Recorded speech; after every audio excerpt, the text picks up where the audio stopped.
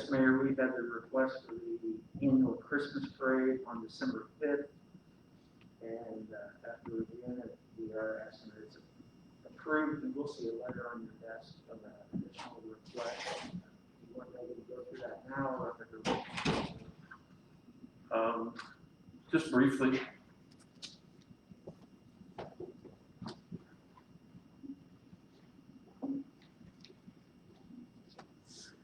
This year, we are also including in the Christmas parade the same festival lineup of events that we did last year. So all day pop-up vendor markets and any available and vacant spaces. We've also requested the lifting of public consumption during the event to allow our licensed alcohol restaurants, restaurants that serve alcohol downtown, to be able to serve drinks and let people carry them out in a cup during the event.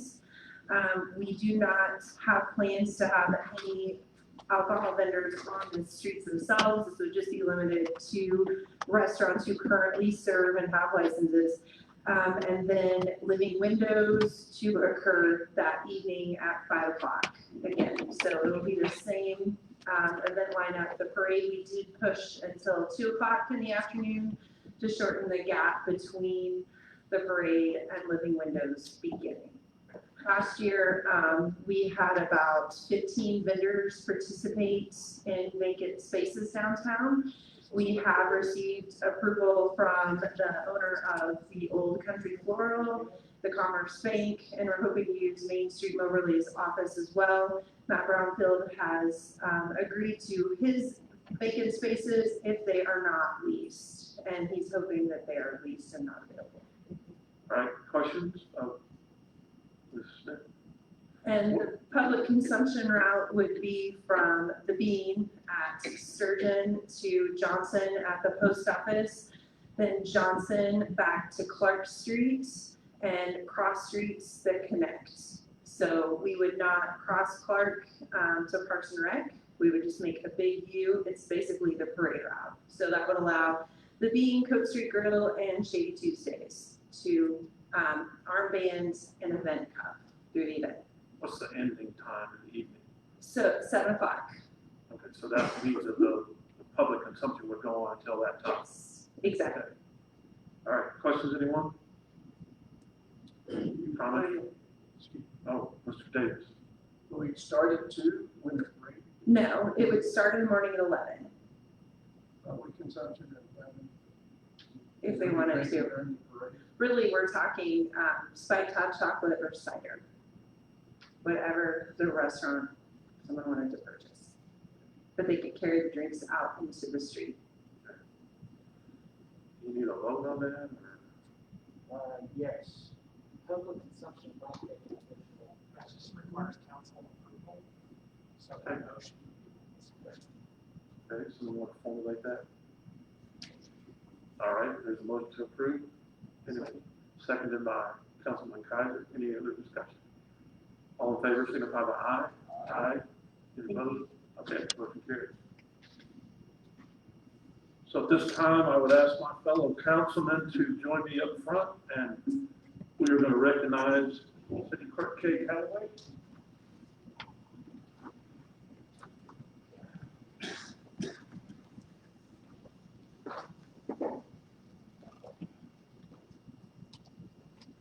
So on behalf of the city council, myself, Kay Callaway has been with us 44 years, if I got that number right.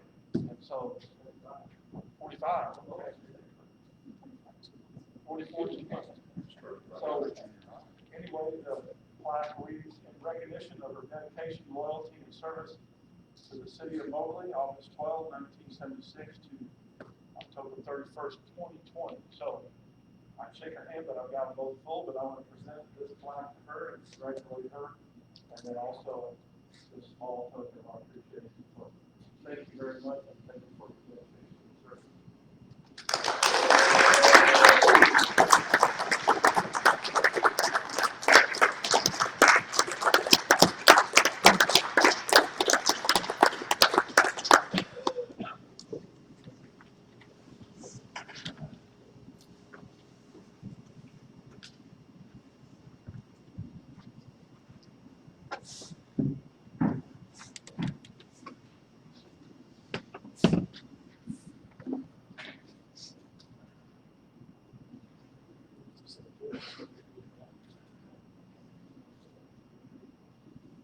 Okay, next on the agenda is number 5.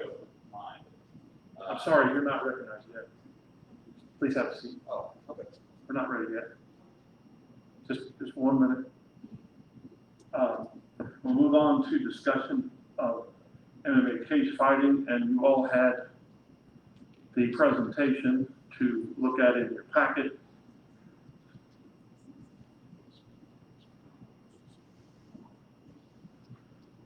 So at this time, if there's anyone here that wants to address council about this issue, we're not going to go back through the PowerPoint itself. But if you have a comment, please present your card to the clerk. Okay, you got to have a card. Anyone else? You got a card?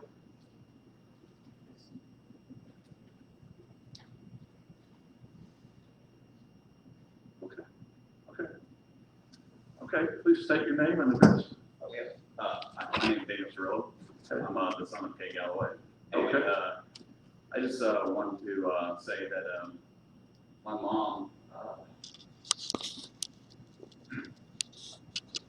for the people here that know her, she is, you would know that she is the sweetest, kindest person that you'll probably ever meet, and also the most generous. I'm sorry, I'm a little flustered here. But anyway, I'm sorry, I lost my train of thought. Take your time.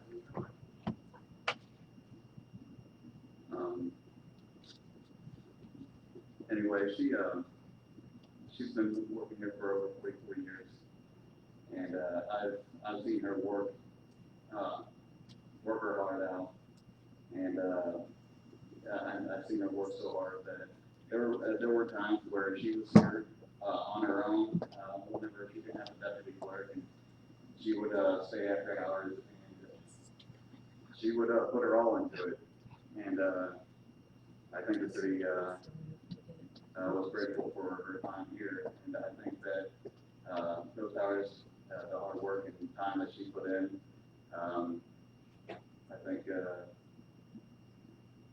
think it showed her dedication and how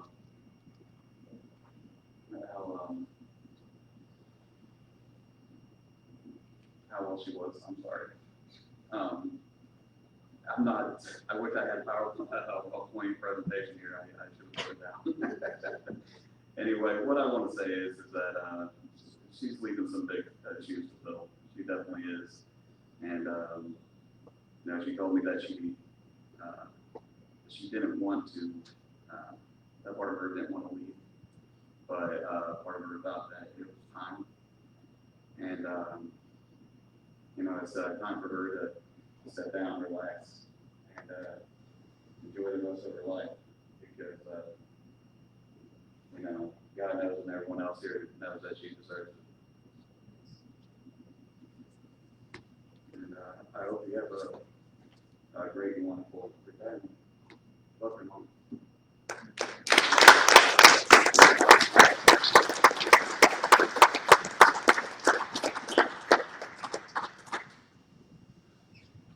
Well, I would agree with you. As many documents as I've signed that she brought to my office, I can definitely appreciate the work she does. So you're absolutely right. Thank you for those words.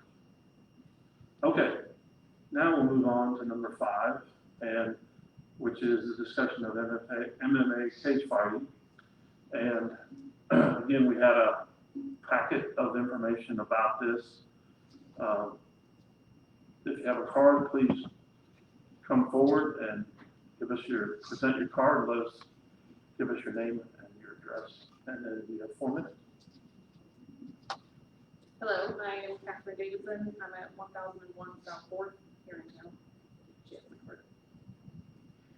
So we previously spoke to Mr. Crane, this was back in May, to be able to use the auditorium here in town to put on our MMA events, which we had done previously. It's probably been 10 years ago or so since we used it. I understand that there was someone from out of town that came in and used it for that same event purpose. did some damage, wrote some bad checks, turned into the prohibition of those events. We went back to Parks and Rec in May to discuss and eventually try to get that overturned. It was our knowledge that the issue was damage to the floors. As you can see in the presentation that was provided, we have put together what we would consider a strong plan to make sure that the floors of the auditorium are protected. Again, we put it on for many years there and had no damage. When it came time for Parks and Rec to vote, they had mentioned that they had already discussed with council and city council, and that the decision was no based on insurance, I guess, venue insurance for these types of events is not covered under MIRMA. Again, I'm no expert in that. What I did provide to council was references of other city-owned buildings that have put together these events and hosted them under the same recommendation and guidelines that we use. It's all headed up by the State of Missouri Athletic Commission. So we're looking for and would like to propose some type of solution here to be able to use the municipal auditorium to put on our events here and to be able to bring business into downtown, to the restaurants, the shops, the hotels, bring people in from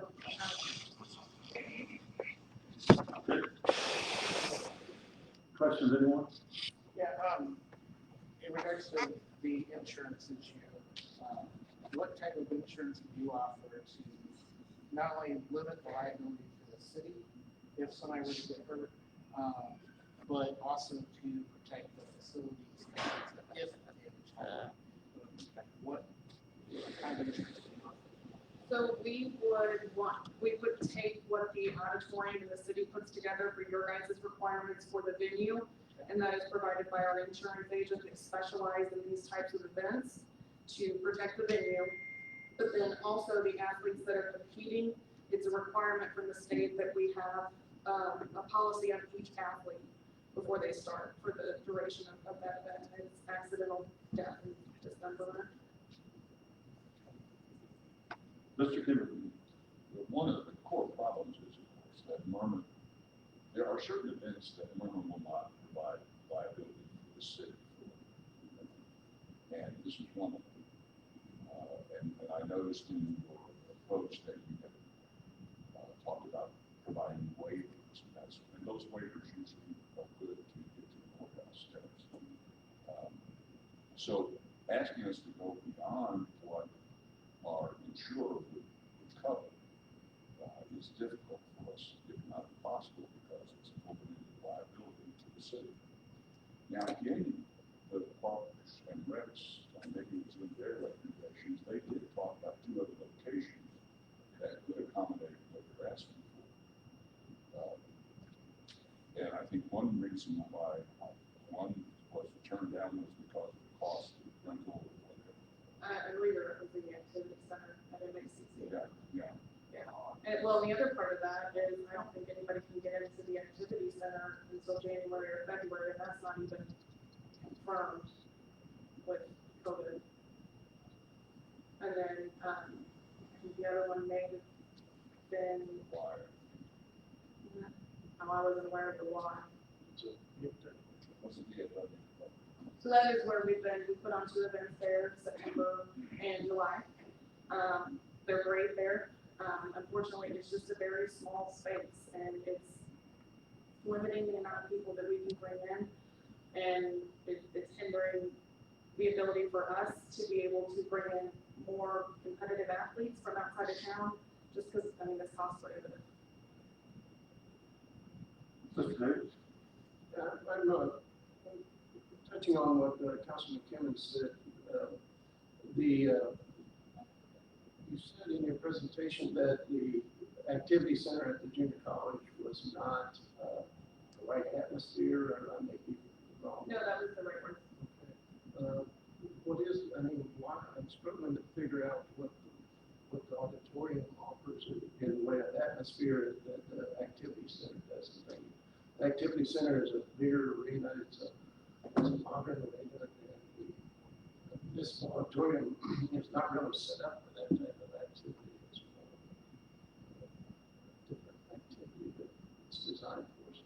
can you explain what the? Yeah, absolutely. So we previously held events in our, what I'll call our past life, the same events at the activity center and the auditorium.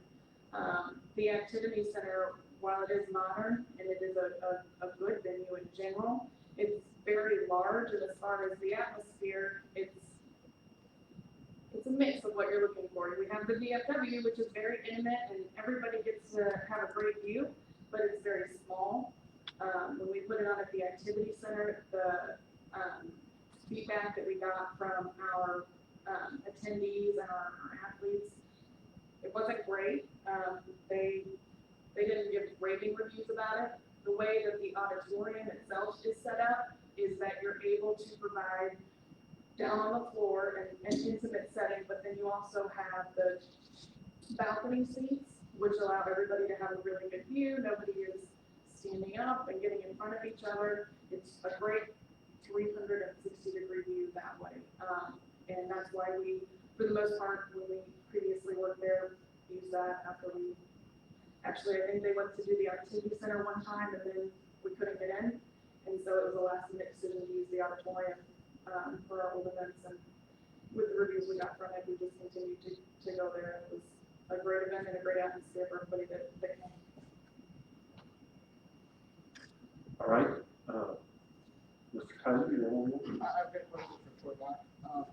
Number one, if a boxing organization came to town and had a similar request to use the auditorium, would that be covered by Merlin, or would that be acceptable?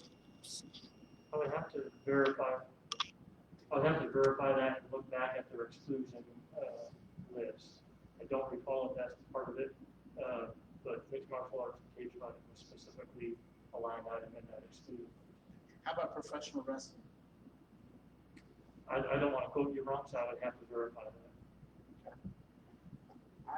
I've attended many MMA events. I've attended many MMA events in Kansas City and elsewhere. They're well regarded and used, as she's pointed out, they're used in other city locations, like in Hannibal or the Admiral Coots building and so on. I understand the concern about the floor. I think that hopefully there'd be a way to come up with a compromise or design that wouldn't hurt the floor. But I'm in favor of allowing an event like this. To me, I think we've allowed boxing. I think we've allowed similar events in the past. I don't want to discriminate against a certain sport, especially one that's grown in popularity over the years. Like I said, state sanctioned. Personally, I'm in favor of trying to find some workable solution as opposed to the city. You're talking about workable solution in the auditorium. You know, I read that issue when it came up with the Parks and Recs, and I think they looked at it correctly, and I'm in agreement with Parks and Recs, and I certainly do wish you luck for your event in the right location, but the municipal auditorium, when it was built, was a performance auditorium and not an athletic facility, and that's really what you need, in my opinion. And so I'm not looking to go over the opinion of the Parks and Recs and all the work that has recently been done, especially with everything inside there. And so unless there's a majority in this body that wants to vote to overturn that, we certainly wish you luck wherever you go here in town, but I don't think, unless I'm thinking wrong, going to be at the auditorium. Mr. Crane, you wanted to add something? I was just going to mention Councilman Kaiser's example. They don't allow, the policy is they don't allow any erection of any sporting equipment or rings to be on the auditorium floor. So boxing matches wouldn't be allowed. no wrestling. Not in the shape that it's in now. There was a day and things like that, but so anyway, I appreciate your time and effort, and if there's any other way that other facilities could help, but I think this one is just not gonna be acceptable. So, anyone else, Mr. Davis? You said that you had these events at the auditorium before in the past. How long ago was it? I was thinking that the report I got from the Parks and Rec said that they were banned 10 years ago. So I believe the last one would have been in 2010, September of 2010, so right at it. So for 10 years, we haven't allowed any type of event, similar to that, whether it be boxing, wrestling, or. Whoever came in after us was allowed, and that's what caused the damage and the bad checks, unfortunately, which I guess, I believe that's what started the issue. The report we got that was given to us in our packet said that there hadn't been anything for 2 years. I assume 2010 was the last year. Okay, 2011 was the last. 2011, okay, so we got 9 years. okay, thank you very much. Guys. Mhm. So moving on, we'll move on to receipt of bids, and we have a receipt of bids for the athletic complex roofing.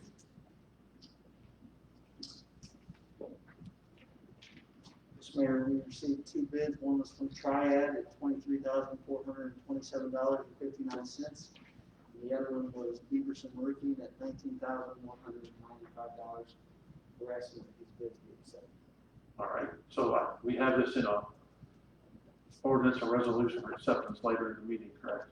Okay, so we need a motion and a second to accept the bid of Beaverson. Sir, motion, and is there a second? Second. Motion is second. Any further discussion? All those in favor signify by aye. Aye. Any opposed? Motion carries. Bids are accepted, or bid is accepted. Moving on to number 7, receipt of bids for Cedar Creek Lake Dam abutment grounding project. Yes, Mayor, we received 1 bid from Drill Tech Drilling and Shoring, and that was for $448,548. And we're asking that this bid be accepted. All right. Is there a motion to accept the bid? So moved. Is there a second? Second. Been motion and seconded. All those in favor signify by aye. Motion carries. So we will move on to number 8, which is a resolution. If I can do the contract. Yep. So, great, Mr. Mayor, I have a resolution of the city of Northern Missouri accepting a FEMA grant award for the purchase of air packs and cylinders for the Mobley Fire Department.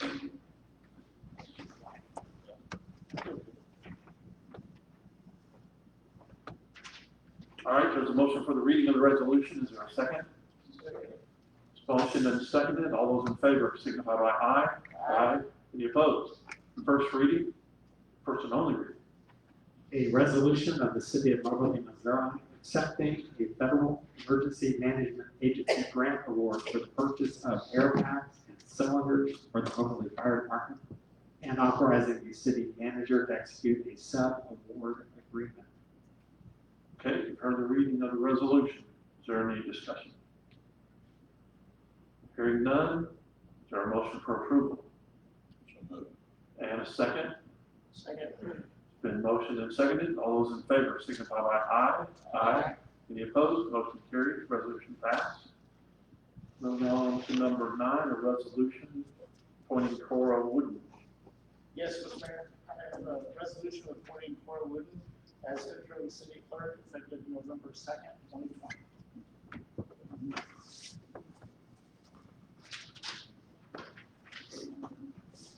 All right, there's a motion for the reading of the resolution. Is there a second? Second. It's been motioned and seconded. All those in favor signify by aye. Aye. Any opposed? First and only reading.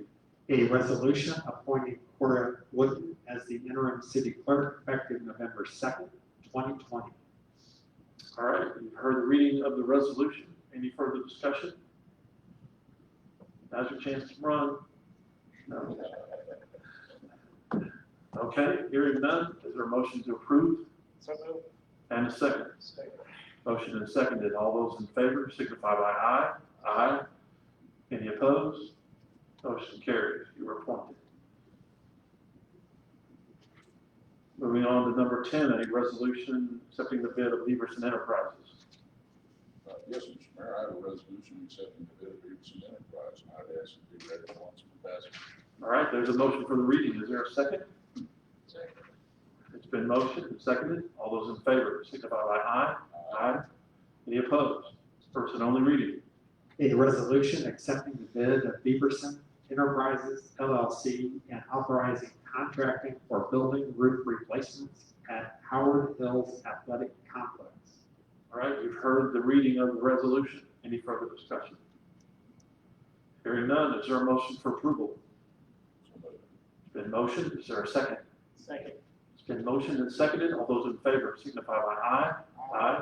Any opposed? Motion carries. Resolution passed. Number 11, a resolution accepting a quitclaim deed.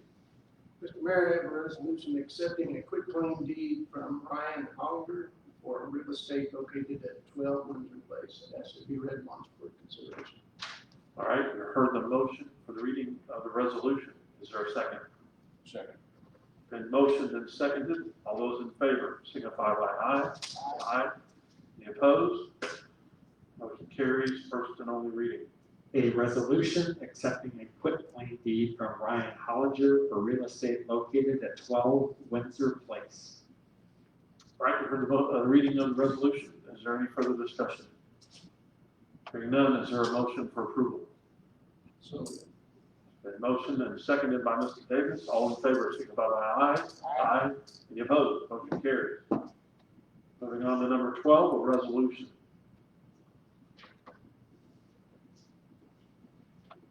Number 12, a resolution authorizing the city manager to execute an amendment to Francis Service Agreement with Piper Sandler and Company. All right, you heard the motion for the reading of the resolution. Is there a second? Second. Been motioned and seconded. All in favor signify by aye. Aye. Any opposed? First and only reading. A resolution authorizing the city manager to execute an amendment to financial services agreement with Piper Sandler and Company. All right, you've heard the reading of the resolution. Any further discussion?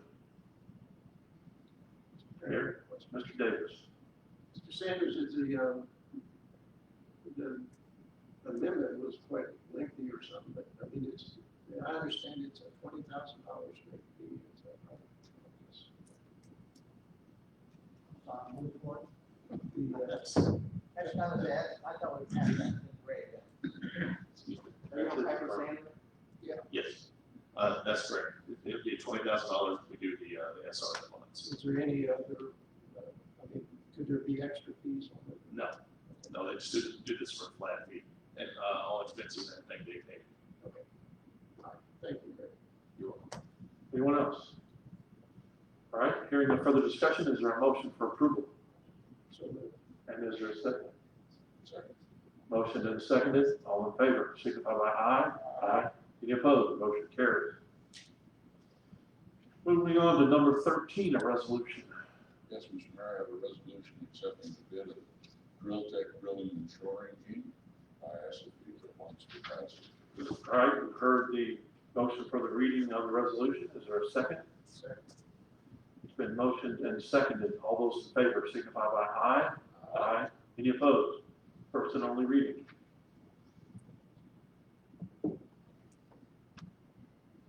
First and only reading. A resolution accepting the bid of Drill Tech Drilling and Shoring Inc. and authorizing contracting with Drill Tech Drilling and Shoring Inc. for the Sugar Creek Lake Dam abutment rounding project. All right, you've heard the reading. Is there any further discussion? Hearing none, is there a motion to approve the resolution? So moved. The motion by Mr. Kaiser and seconded by Mr. Simmons. All in favor signify by aye. Aye. Any opposed? Motion carries. Moving on to number 14, a resolution. Yes, Mr. Mayor, I have a resolution accepting an easement from Mary King McEwen, trustee of the Dennis McEwen Trust, and I ask that you read once for passage. All right, you've heard the motion for the reading of the resolution. Is there a second? Second. Seconded by Mr. Kaiser. All in favor signify by aye. Aye. Any opposed? Motion carries. First and only reading. A resolution accepting an easement from Mary P. McEwen, trustee of the Dennis McEwen Trust and the Mary P. McEwen Trust, and authorizing the city manager to execute the easement on behalf of the city of Moberly. Okay, questions? I guess I have one. This is an easement that we had and then it wasn't recorded, or I'm not following, why all of a sudden now. I'm in agreement with it, but can you give me some history? And I don't know, I'm seeing the dams, I'm just trying to figure out really where it is now. The red line, the red line. So there is a private road that you'll see from Route DD over to the city-owned property. It's listed as McEwen property on the map. That private road is how we will access the city-owned property to get the drilling rig down to the dam. We don't want to drive the big drilling rig over the top of the dam itself, so they will come down that steep slope on the west abutment and access the dam from that side with the drilling rig. And since it's a private road, we need an easement to use that road for the construction project. It is a temporary easement. Temporary, okay. Yes. Okay, thank you. You're welcome. Questions, anyone else? All right, so heard the reading. Is there a motion for approval? And is there a second? A motion is seconded. All those in favor signify by aye. Aye. Any opposed? Motion carries. So moving on to number 15, the resolution appropriating money out of the treasury of the city of Mobley. Mr. Mayor, I have a resolution appropriating money out of the treasury of the city of Moberly, Missouri, in the amount of $884,373.38 as to be carried on for. All right, you've heard the motion for the reading of the resolution. Is there a second? Been motioned and seconded. All those in favor signify by aye. Aye. Any opposed? Motion carries. First and only reading. A resolution appropriating money out of the treasury of the city of Moberly, Missouri in the amount of $884,373.38. I hereby certify that there is sufficient money standing to the credit of the city of Moberly, Missouri, unappropriated in the general fund, several funds covered by this resolution to meet the requirements of this resolution. Submitted Gregory L. Hodge, City Treasurer, City of Moberly. Any further discussion? Hearing none, is there a motion to approve? And a second? It's been motioned and seconded. All those in favor signify by aye. Aye. Any opposed? Motion carries.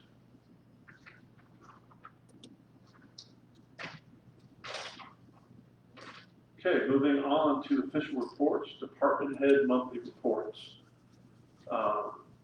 Questions from council? Mr. Hyder, I'm sorry. Mary, I've had 5 people approach me this week, 5 different individuals, saying that their bills literally almost doubled on their water and sewer, even though there had been no change in their perceived usage. They also noticed on their bills that they don't show the meter readings on their bills. 3 of them showed me their bills. 2 of them showed me 6 months of bills where they were consistently one rate, and all of a sudden it really doubled. My question is, I went back and looked at my bills at my store, and I had 1 month where it jumped up as well and then went back to normal. And it's about the time that the new meters are going in. Are you seeing any reports of this happening when we're replacing meters where we're seeing a jump in a bill, but then it's coming back down to normal?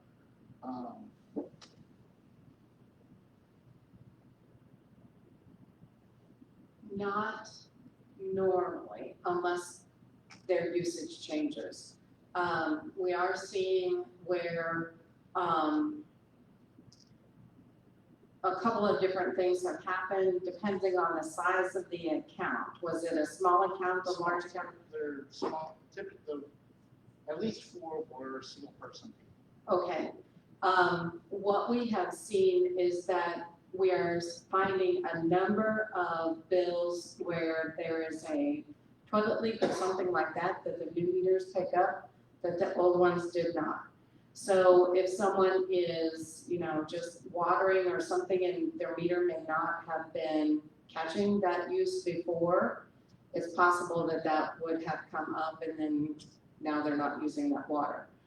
The best thing to do is have them call the office and we can come out and troubleshoot that. We did find one instance where the transponder number on person A's meter was actually tied to somebody else, and so it was reading the other person's meter. It was a paperwork thing, and so it was actually reading someone else's use.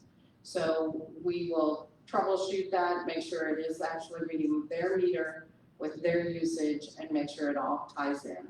But usually we don't see it unless there's a leak or usage where it goes up and then comes back down.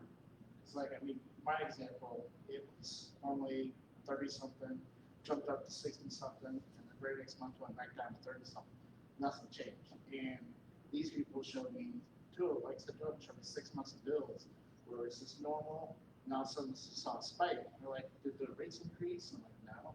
And so that was one of the questions. I want to clarify, it was not a rate increase, but if you were seeing this elsewhere. The only situation I can think of where it would go up when the meters changed and then back down is if the transponder had stopped sending, because when the contractor changes the meter, they give us the final read from the actual meter itself. So if their transponder had not been working, there may have been a catch-up bill, but that we would need to talk to them and work that out. I have a question. I mean, is there any possibility in this changeover that the old meters weren't functioning properly, so we weren't getting a good read? We were getting an inaccurate read, and then when we got a new meter in, all of a sudden it's accurate. Is that a possibility? Yes, in fact, that is the likelihood. I spoke with an industry today who has noticed about a 4% increase in the number of gallons that they're now registering through their meter. They do a monthly check of how much water they're using. So we are seeing a number, particularly of the large meters, that are noticing a significant increase in their usage that we were not being paid for before because we weren't billing for. Right. Okay. Mr. Davis. Yeah, are these meters calibrated as they're put in, or are they? They're calibrated. Factory calibrated, or how are we making sure that they're giving that readings? So we tested several of them when we got these meters in, just to make sure that we were verifying that they are accurate. They are certified to be 99.5% accurate as a new meter. So we very rarely find with an ultrasonic meter like this, if they are not working, they're dead. So it's not something like old mechanical meters where they slow down over time. These either read or they don't read. But do we have a means of judging the accuracy of them? Yes, if we have someone who is really adamant that their meter is not correct, we can test up to a 2-inch, including a 2-inch meter in our shop. And so we have done that with some old meters coming out to find what the inaccuracy rate was. I have one more question. The unaccounted water for September was down to 18.5%. And although I thought you getting it down, it was running like 32 or 33%. Are we? Is that the best we're going to be able to do? I mean, that's 7 million gallons of water. So treating and not getting paid. Right, and so part of the challenge that we have had in tracking our water loss for all these many years is that we bill in 2 cycles in town. We bill the west half of town and then we bill the east half of town. And we don't bill them effective the first of the month. We track water production on a calendar month basis. So the days never truly match. With our new system, we are able to see every day how much water the meters have registered as of that day in that 24-hour period, which is how we account for water produced at the water plant. Once all of these meters are online and reading, it is I am holding them, the meter people and the ESP people. I want a number every day of how much water is metered. So then we know, do we have a leak? We know that there are going to be some leaks that we just don't know about. With all the fiber companies in town, I'm certain that it has gone up. But we will be able to tell how much is metered versus how much is produced. Is that a static number? Is it growing? Is it going down? So our intent is we will be able to get that number below 10%. So is that an acceptable number in your opinion? That's the industry standard, is less than 10%. Okay, thank you very much. All right, that concludes the agenda. Is there anything else to come in front of the council? All right, hearing none, we have a motion to adjourn to work session. So maybe. And is there a second? Been motioned and seconded. Roll call, please. Jeffrey, Yes? Kimmons. Yes. Davis, Yes. Kaiser. Yes. All right, motion carries. So we are adjourned from the meeting of Mobley City Council. We will open the meeting for the work session and move to that agenda. And that agenda says, number one, we have a cooperative agreement with Hills Family LLC. Mr. Crane. Yes, Mayor, this is the agreement with Hills Pharmacy. They're building a new facility at the old, I think, 7-Up plant, is what most people remember it not. Yes. And as part of that agreement, they'll be tearing down most of those facilities on there. We'll be vacating an easement and helping with asbestos, and they're going to do some sidewalk improvements as part of this deal. So the asbestos removal, we're anticipating it's about a $3,000 reimbursement, and sidewalks, it's going to be up to $10,000 on a 50/50 sidewalk program replacement for that. We included the site plan in the packet for review. Yeah, I know we looked at it in work session. All right. So we're asking that this be moved forward. Okay, so questions about this? Anyone? Is the house that they're going to tear down, is that the one north of on Morgan Street? All right, anyone opposed to moving that forward? All right, hearing no opposition, we'll move that forward to the next meeting. We'll move on to number 2, state bid for new 4-post lift.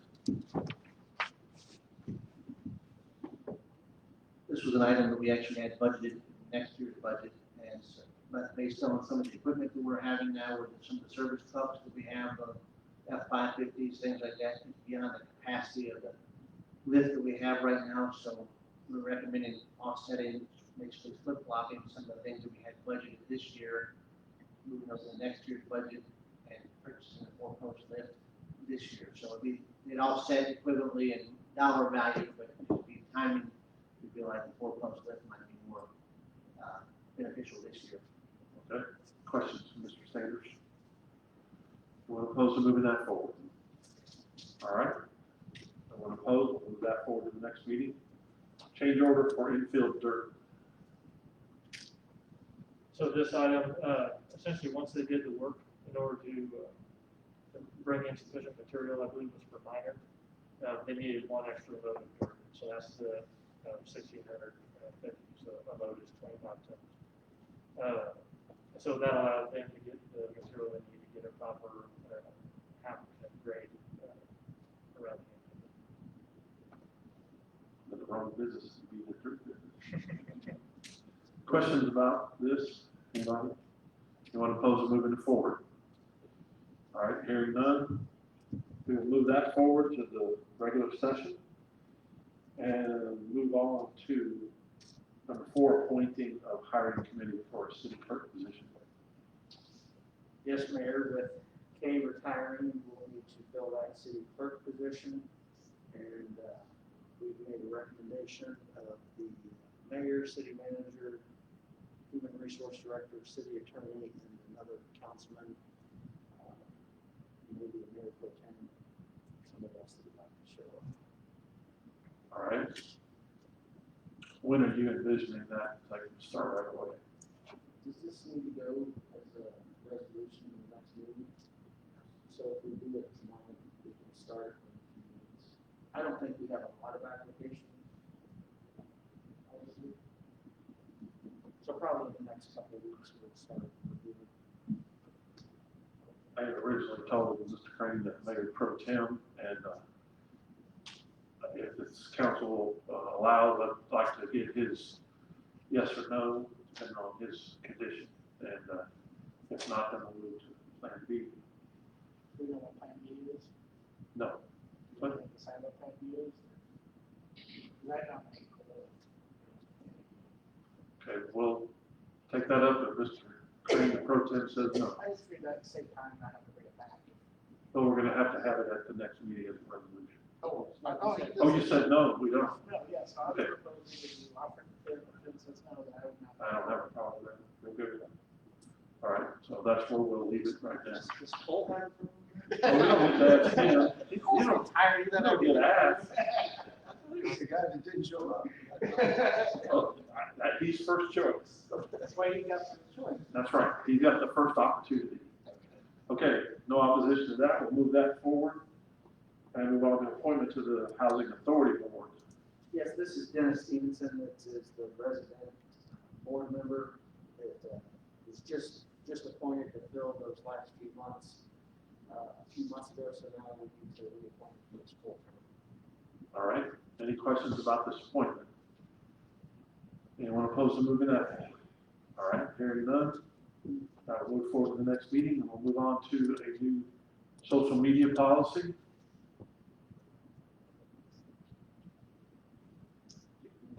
As the council is probably aware, the city contracted with an attorney named Mark Edelholtz, who has an expertise in social media law. And so what Mr. Edelholtz has done is he put together a training seminar for all the employees, but in addition, he also put together a new social media policy for us to include in our personnel manual. So this item is that social media policy, which really brings us up to date and current with the status of federal law as it relates to the use of social media. It seems like a long policy, and it is a long policy, but I guarantee we started off with a policy more in the neighborhood of 20 or 30 pages, and we got it down to the 10 pages that you have before you. There might be a little fat in it, but it's mainly substantive. And it tells us, you know, as a city, when we're using our social media sites, the law that we have to follow in allowing other people to use it. Meaning, there are certain categories of speech that are protected. As long as someone is using our social media platforms in an acceptable way, meaning they are saying things that are of public interest or public concern, you know, we can't block that or edit it or anything else, but there are areas of public comment that are not legal. And those are outlined in the policy, and they're mainly constitutional areas where someone's being obscene or threatening or harassing. Those are things that we as a city can block. We don't have to allow that to be on our social media platforms. It's also interesting, and this is a policy for employees to understand that they can comment on matters of public concern, but they can't use our social media platforms as a means of making gripes or complaints about their job. That's not protected speech. And so, you know, they could technically be disciplined for using our social media platforms in that way. It also educates city employees and all of us about the potential consequences of using social media, because you're broadcasting to the world whenever you put something out there, which means that we need to be able to balance what we allow to be put out with what's acceptable, so that we don't have any liability for the city. And it's also something that everyone should be aware of, that when you use your personal device in commenting on social media, that could open you up to personal liability, regardless of whether the city is involved or not. You're not protected from attacking other people when you use social media. And another interesting thing that's in the policy, I don't know if you saw this or not, but if you're using a personal device and you work for the city, your personal device may be subject to a sunshine law request, meaning if you're using it for work or if you're corresponding with social media platforms that the city maintains, that can make your personal device subject to the sunshine law. So there's lots of things that go into social media that we hadn't really included in our existing policy, which is fairly simply stated. This will bring us up to speed with where the federal law is on social media. Hopefully you don't have too many questions about actually how social media works, because I'm not qualified to talk to that. But Emily is here if you have any questions about our social media platforms, because we have many Facebook pages, Twitter accounts that I wasn't even aware of that Emily is now going to, she'll be in charge of those, and we have one person with the city. We'll actually have a team that uses these social media platforms that puts out our message to the public. So I'd take any questions if you have. Questions, anyone?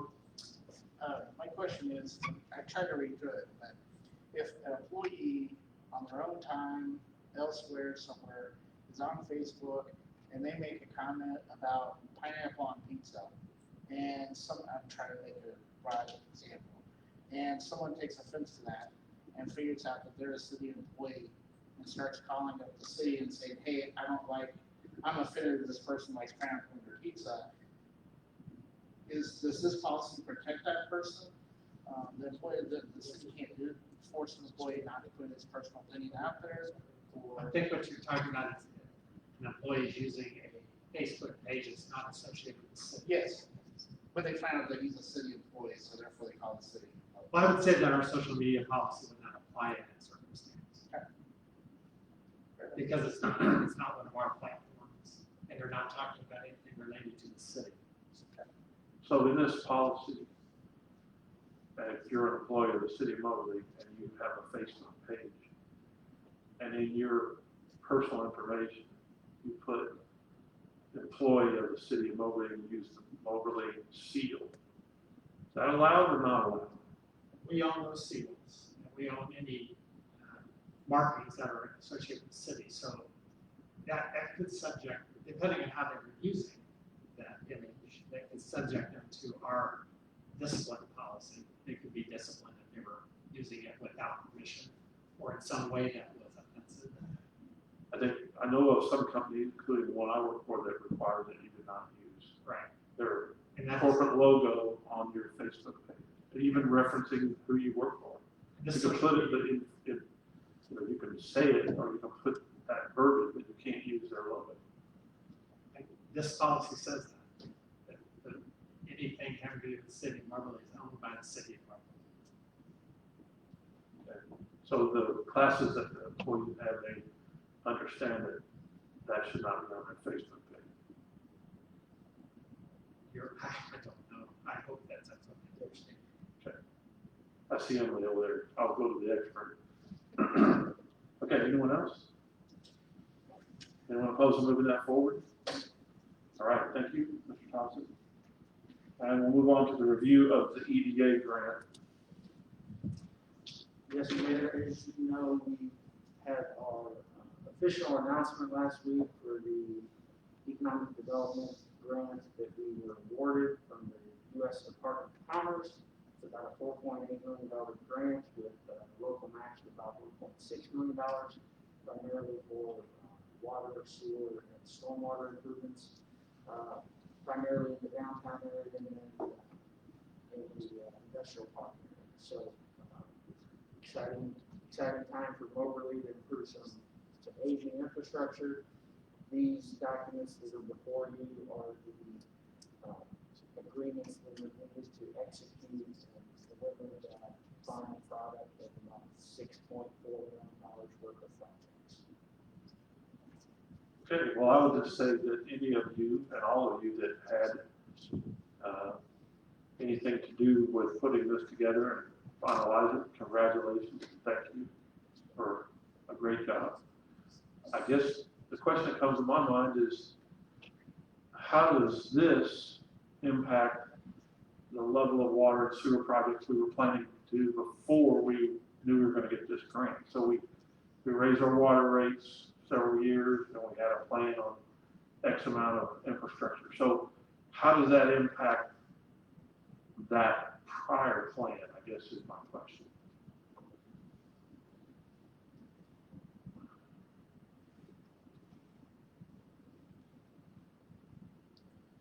So as you know, we planned for $18 million worth of bonds to be issued. The voters approved that. We built that into our rates.